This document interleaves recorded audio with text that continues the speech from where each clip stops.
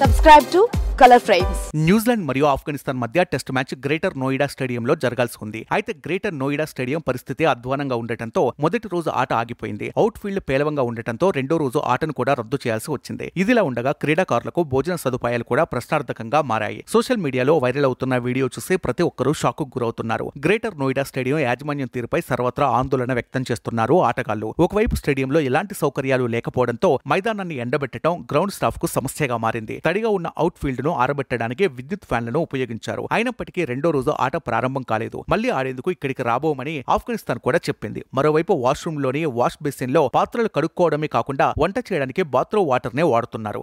అంతేకాదు మహిళల వాష్రూమ్స్ ను కూడా పురుషులు వాడుకోవాల్సిన పరిస్థితి.